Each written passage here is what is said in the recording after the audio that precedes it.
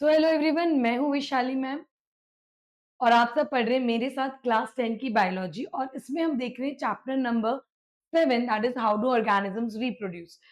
तो बच्चों इस चैप्टर में ना हमने इनिशियली असेक्सुअल रिप्रोडक्शन के बारे में भी देख लिया कि असेक्सुअल रिप्रोडक्शन क्या है, उसके डिफरेंट डिफरेंट मेथड्स क्या है असेक्सुअल रिप्रोडक्शन के। फिर उसके अलावा बच्चों हम लोगों ने सेक्सुअल रिप्रोडक्शन भी स्टार्ट किया, उसमें हमने जो प्लांट्स का जो प्लांट्स में सेक्सुअल रिप्रोडक्शन था वो हम पूरा कंप्लीट कर चुके हैं कि प्लांट्स में किस तरीके का सेक्सुअल रिप्रोडक्शन होता है। नाउ आज हम देखने वाले हैं ह्यूमन रिप्रोडक्टिव सिस्टम के बारे में। तो ह्यूमन रिप्रोडक्टिव सिस्टम में first of all we are going to start with the male reproductive system. तो बच्चों मेल रिप्रोडक्टिव सिस्टम में आप देख सकते हो कि मेल रिप्रोडक्टिव सिस्टम में दो चीजें होती हैं। एक जहाँ पे जर्म सेल्स प्रोड्यूस होते हैं, मतलब मेल रिप्रोडक्टिव सिस्टम में दो पार्ट्स आ जाएंगी। एक जहाँ पे जर्म सेल्स प्रोड्यूस हो रहे हैं, जर्म सेल्स का मतलब क्या है, यहाँ पे हम बात कर रहे हैं स्पर्म्स की। यहाँ पे हम किस चीज के बारे में बात कर रहे हैं, स्पर्म्स की। मेल रिप्रोडक्टिव सिस्टम में जो गैमेटिक सेल्स हैं या जो जर्म सेल्स है they are called as sperms. बच्चों germ cell, gamete, germ cells, gametic cells, ठीक है, ये सब सेम वर्ड्स हैं, ये सेम सेम जाते हैं, ओके। और याद रखना मैंने पहले भी कहा है, दुनिया में किसी का भी जर्म सेल हो या गैमेटिक सेल हो, इट इज ऑलवेज हैप्लॉइड, ठीक है। हैप्लॉइड मतलब सिंगल सेट ऑफ क्रोमोसोम, किसी का भी हो, तो याद रखना। तो मेल रिप्रोडक्टिव सिस्टम में एक पार्ट है जो खाली गैमेट्स प्रोड्यूस करता है, और बच्चों दूसरा पार्ट है, और जो दूसरा पार्ट है बच्चों वो प्रोड्यूस करता है, आई मीन लाइक वो इस प्रोड्यूस किए हुए स्पर्म्स को डिलीवर करता है to the targeted site for the fertilization. तो मेल रिप्रोडक्टिव सिस्टम में दो पार्ट्स हो गए, एक पार्ट जो गैमेट यानी स्पर्म बनाएगा, दूसरा पार्ट जो उस स्पर्म को टारगेटेड साइट पर पहुंचाएगा for the fertilization. Okay, now next, अभी जो मेल जर्म सेल्स है वो कहां पर होते हैं, टेस्टिस में। आई मीन इनका प्रोडक्शन कहां पर होगा, टेस्टिस में। You can see the structure, ये जो स्ट्रक्चर आपको देखने को मिल रहा है दिस इज टेस्टिस, ठीक है, ये टेस्टिस है। अभी टेस्टिस जो है वो एक पाउच लाइक स्ट्रक्चर में लोकेटेड है। चलो अब हम इसका डायग्राम देखते हैं एक बार। तो जो टेस्टिस होती है बच्चों वो एक पाउच लाइक स्ट्रक्चर में लोकेटेड है। So if I draw the diagram, so इस तरीके का बच्चों पाउच लाइक स्ट्रक्चर है, ओके। इस तरीके से पाउच लाइक स्ट्रक्चर होता है और इसके अंदर बच्चों one pair of testis are located. This is one pair of testis. ये ओके, ये जो पाउच लाइक स्ट्रक्चर है, ये जो पाउच लाइक स्ट्रक्चर है बच्चों, इस पाउच लाइक स्ट्रक्चर को हम कहते हैं स्क्रोटम। ये जो पाउच लाइक स्ट्रक्चर है उसको हम क्या कहेंगे, स्क्रोटम, ओके। और ये जो स्क्रोटम है उसके अंदर बच्चों there is one pair of testis, you can see, you this is one pair of testis, okay. ये टेस्टिस है। अब ये जो पाउच लाइक स्ट्रक्चर होता है ना, that is actually located outside the abdominal cavity. बच्चों ये मेल की एब्डोमिनल, ठीक है, जैसे ये मेल का एब्डोमिनल है, this is an abdominal portion. तो मेल के एब्डोमिनल पोर्शन के बाहर है, मतलब उनके पेट के अंदर नहीं है, एब्डोमिनल कैविटी के बाहर पाउच लाइक स्ट्रक्चर है जिसको स्क्रोटम कहते हैं। और उस स्क्रोटम में one pair of testes are located. Male के एब्डोमेन में, एब्डोमिनल कैविटी के बाद is a pouch like structure जिसको स्क्रोटम कहेंगे। उस स्क्रोटम के अंदर वन पेयर ऑफ टेस्टीज है। और इस टेस्टीज के अंदर बच्चों, इस टेस्टीज के अंदर क्या प्रोड्यूस होंगे, इस टेस्टीज के अंदर प्रोड्यूस होते हैं स्पर्म्स। इस टेस्टिस के अंदर क्या प्रोड्यूस हो रहे हैं, स्पर्म्स, ओके। अब ये जो स्पर्म्स है, अब ये जो स्पर्म्स है उसको कैरी करती है यहाँ से एक ट्यूब, ठीक है, यहां से इसको एक ट्यूब कैरी करती है, ठीक है। ये एब्डोमिनल कैविटी के अंदर से जाती है ट्यूब, टेस्टिस को एब्डोमिनल कैविटी को कनेक्ट करती है। This tube is called as vas deferens. ये ट्यूब को हम क्या कहेंगे, वास डिफरेंस, ठीक है। सो यहां से मतलब देखो यहाँ पे जो भी स्पर्म बना, सो दिस इज स्पर्म, तो वो स्पर्म इस वास डिफरेंस से कैरी होगा, वो स्पर्म यहाँ पर वास डिफरेंस से कैरी होगा। समझ में आ रही है ना बात, समझ में आ रहा है कि नहीं आ रहा है। तो सबसे पहले क्या हुआ, हमने क्या पढ़ा, हम मेल रिप्रोडक्टिव सिस्टम पढ़ रहे हैं। मेल रिप्रोडक्टिव सिस्टम में एक पार्ट है जो स्पर्म प्रोड्यूस करता है, there is one part which produces the sperms, वो पार्ट का क्या नाम है, टेस्टिस। ये जो टेस्टिस है वो एक पाउच लाइक स्ट्रक्चर में लोकेटेड है जिसका नाम है स्क्रोटम, जो कि एब्डोमिनल कैविटी के बाहर है। ओके, नेक्स्ट नाउ अब इसको ट्रांसपोर्ट कैसे होगा? सो टेस्टिस से ये जो स्पर्म्स है वो वास डिफरेंस लेके जाएगी और यहाँ पे मेल की बॉडी के अंदर यहाँ, ठीक है, यूरिनरी ब्लैडर है, ठीक है, ये यहाँ पे यूरिनरी ब्लैडर है, ठीक है, तो this is a urinary bladder और ये यूरिनरी ब्लैडर से this is a tube called as urethra. बच्चों ये थोड़ा स्ट्रेट जाएगा, ओके, दिस इज यूरेथ्रा, ये जो ट्यूब है,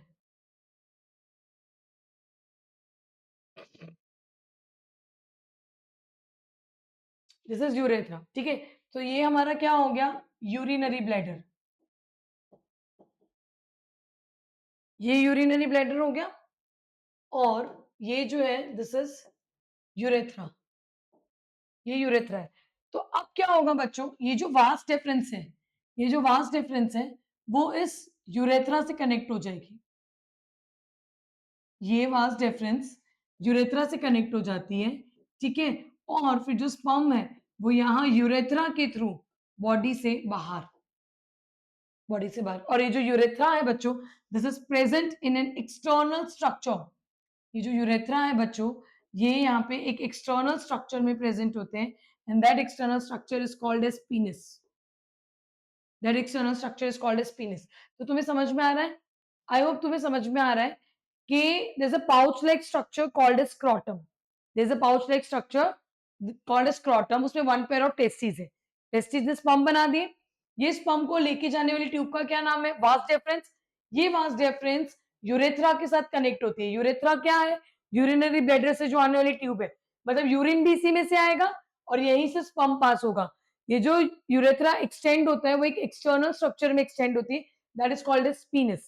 सो बच्चों यहाँ पे जो यूरेथ्रा है वो यूरिन और स्पर्म दोनों को ट्रांसपोर्ट करती है, तो हम उसको कहते हैं यूरिनोजेनाइटल डक्ट। उसको हम क्या कहेंगे? Urinogenital duct.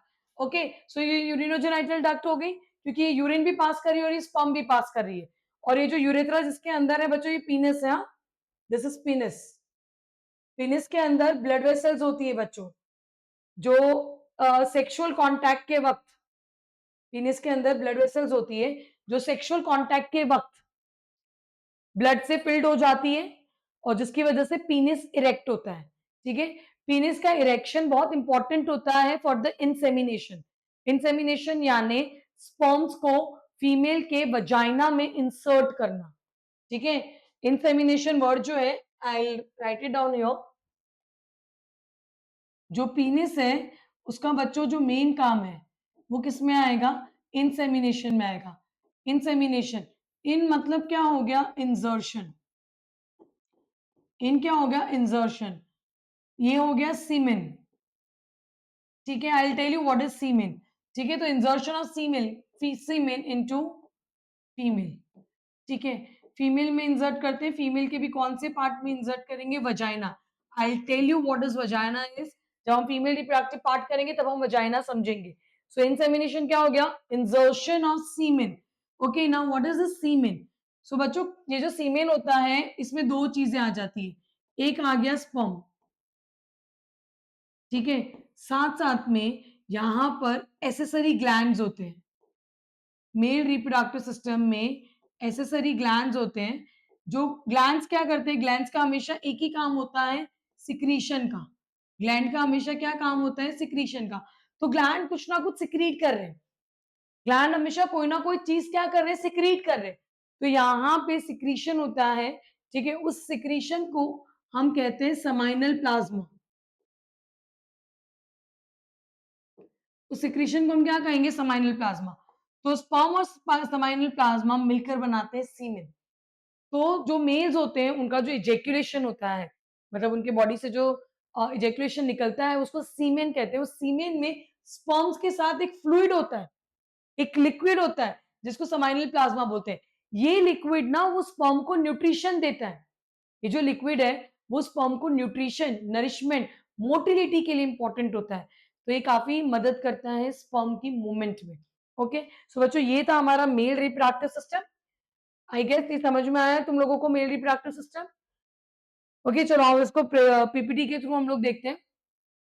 So the formation of the germ cells of the sperms takes place in the testes. Testis देखो एब्डोमिनल कैविटी के बाहर है। अच्छा ये तो मैं आपको बताना ही भूल गई कि वो एब्डोमिनल कैविटी के बाहर है क्यों? क्योंकि स्पर्म के फॉर्मेशन के लिए बॉडी टेम्परेचर से 2 से 2.5 डिग्री यानी 2 टू 2.5 डिग्री सेल्सियस टेम्परेचर कम चाहिए। ये जो टेस्टिस है वो स्क्रॉटम में क्यों है? क्योंकि स्पर्म बनाने के लिए उनको बॉडी टेम्परेचर से 2 टू 2.5 डिग्री सेल्सियस टेम्परेचर कम चाहिए, इसीलिए टेस्टिस एब्डोमिनल कैविटी के बाहर है। नाउ टेस्टिस एक हार्मोन रिलीज करती है टेस्टोस्टेरोन, ये हमने ऑलरेडी प्रीवियस चैप्टर में डिस्कस किया था।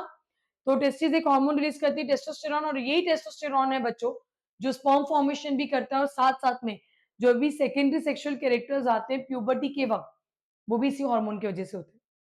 हमने ऑलरेडी पढ़ा ये प्रीवियस चैप्टर में कि टेस्टिस एक हार्मोन रिलीज करती है जिसका नाम है टेस्टोस्टेरोन।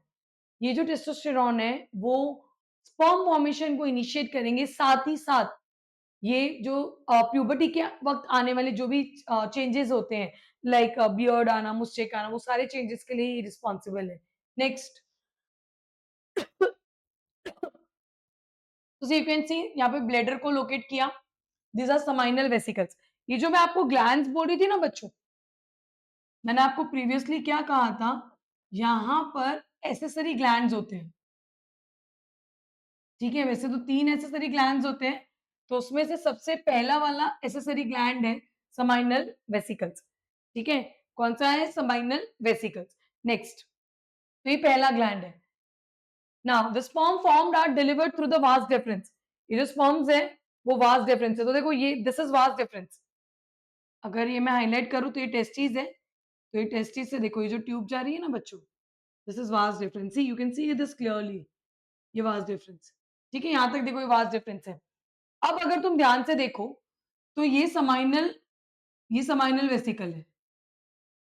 ठीक है, अब इसने देखो यहां से समाइनल वेसिकल की डक्ट रिसीव की, समाइनल वेसिकल की डक्ट रिसीव की, और ये देखो दोनों जुड़ गए यूरेथ्रा के through. So this is urethra, देखो ये यूरेथ्रा।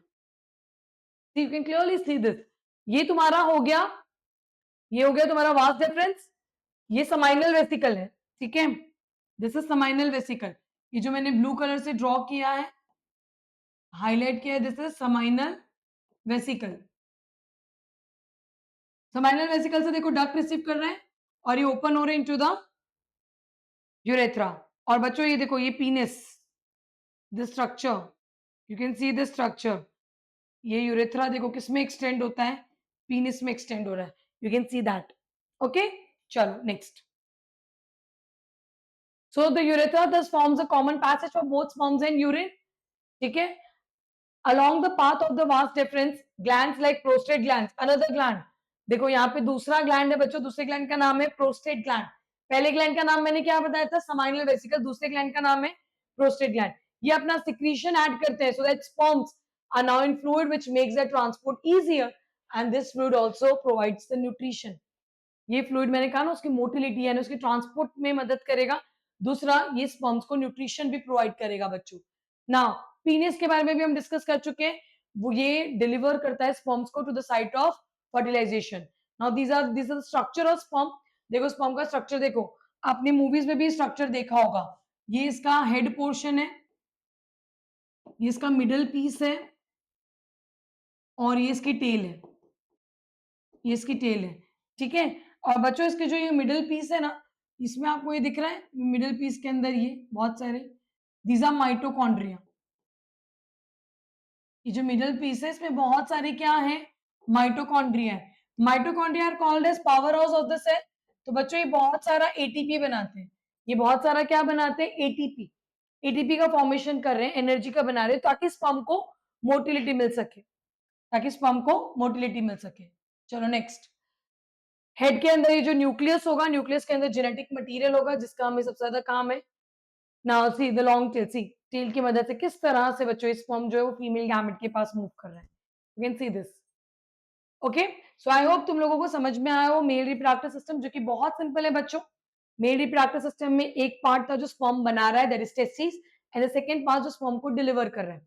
तो उसमें हमने देखा था वास्ट डिफरेंस के बारे में, हमने कुछ ग्लैंड्स के बारे में देखा, सेमिनल वेसिकल, प्रोस्टेट ग्लैंड, हमने यूरेथ्रा के बारे में देखा और हमने पीनिस के बारे में देखा। So it's a very simple male reproductive system. In the next lecture, we are going to look for the female reproductive system. So stay tuned and like, share, and subscribe.